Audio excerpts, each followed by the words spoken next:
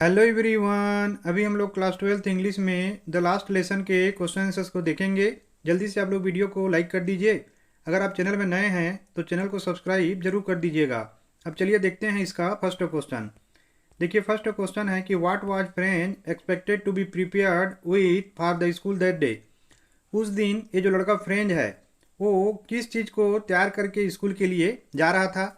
तो हम अच्छे से जानते हैं कि लड़का जो है ना पढ़ने में इंटरेस्ट नहीं लेता था। इसके जो टीचर थे MML हमेशा इसको डांटते रहते थे।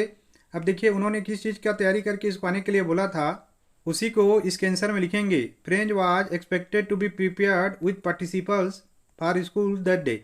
देखिए पूरा का पूरा जो क्वेश्चन है ना उसको मैंने आंसर में यूज किया हुआ है, केवल हमको याद करना है इसमें पार्टिसिपल्स। नेक्स्ट क्वेश्चन है what did French notice what was unusual about the school that day. देखिए अनयूजुअल का मतलब होता है कि जो रूटीन में हो रहा हो ना हो, माने जो डेली हो रहा हो ना हो। तो उस दिन फ्रेंच ने क्या क्या चीज़ को नोटिस किया था कि उसकी स्कूल में वो जो है ना अनयूजुअल था। देखिए उस दिन स्कूल में जो हो रहा था ना उसी को उसके आंसर में हमको लिखना है कि French notice the quite day it school. उस दिन जो फ्रेंच है उसने नोटिस किया कि स्कूल जो है ना बिल्कुल शांत था, जैसे कि संडे मॉर्निंग को हुआ करता था। Unlike the usual bustle of students opening and closing their desk.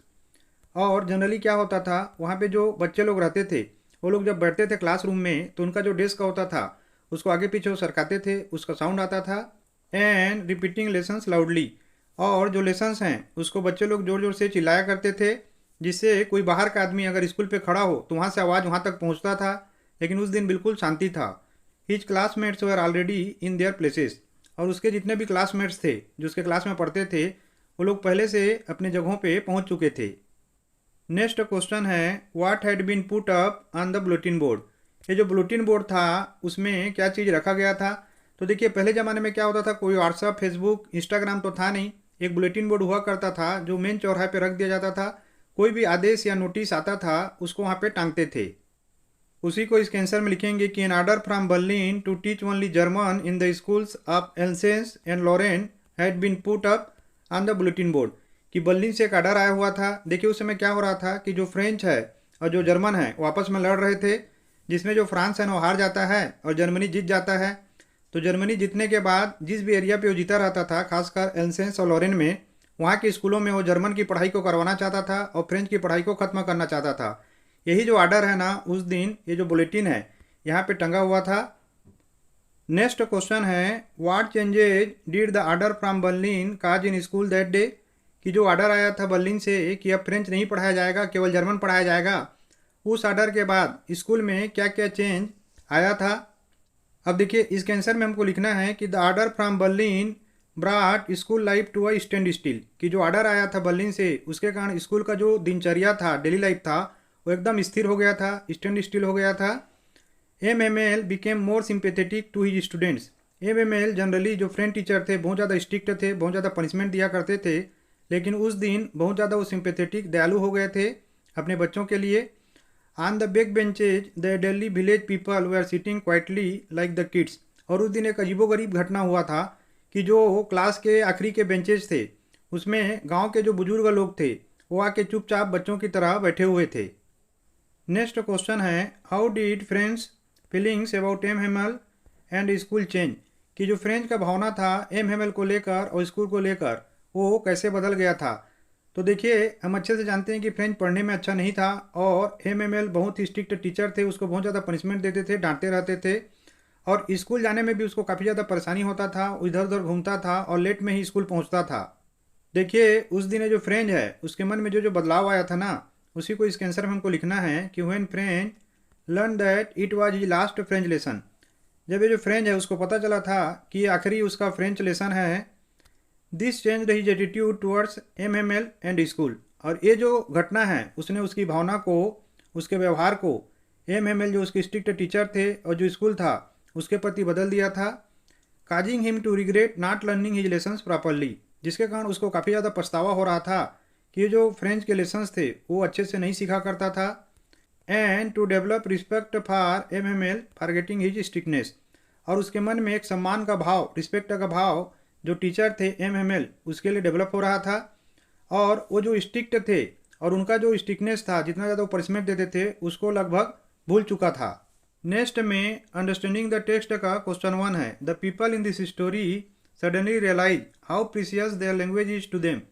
कि इस कहानी में जो लोग हैं उनको अचानक से पता चलता है कि उनकी जो मदर टंग है, भाषा है, लैंग्वेज है, वो कितना कीमती है उन लोगों के लिए।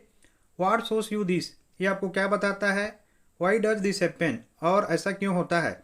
तो देखिए, हर आदमी को अपना भाषा से बहुत प्यार रहता है, और ऐसा इस स्टोरी में इसलिए हुआ रहता है क्योंकि जर्मनी से एक आर्डर आया रहता है कि नेक्स्ट डे से फ्रेंच नहीं पढ़ाया जाएगा, केवल जर्मन पढ़ाया जाएगा। देखिए, इसको अपने वर्ड से हम कैसे लिखेंगे कि MML announce that German would be taught exclusively in schools in Alsace and Lorraine excluding French. MML ने अनाउंस किया था कि जर्मन जो है ना वही पढ़ाया जाएगा जो एल्सेंस और लॉरेन के स्कूल थे, वहाँ पे फ्रेंच को एक्सक्लूड कर दिया जाएगा, माने फ्रेंच और नहीं पढ़ाया जाएगा। He praised French is the most beautiful, clear and logical language.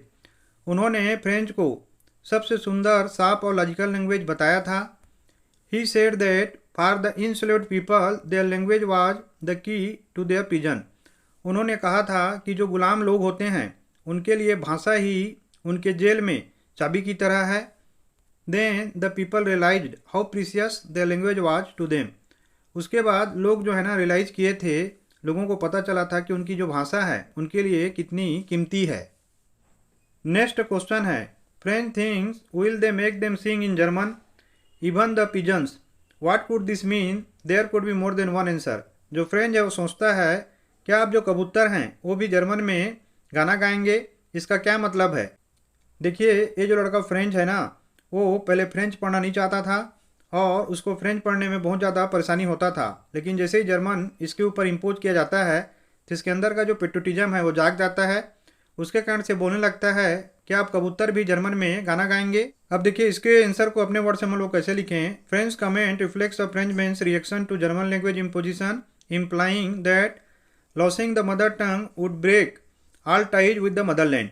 जो फ्रेंच का कमेंट है वो एक फ्रेंच मैन के, एक फ्रेंच आदमी के रिएक्शन को बता रहा है कि उसके ऊपर जो जर्मन भाषा है वो थोपी जा रही है, तो उसको कैसा महसूस हो रहा है। वो ऐसा सोच रहा है कि मातृभाषा का खो जाना जो है वो मातृभूमि के साथ सारे संबंधों का टूट जाना है। Teaching pigeons to sing in German demonstrates the Germans linguistic super patriotism.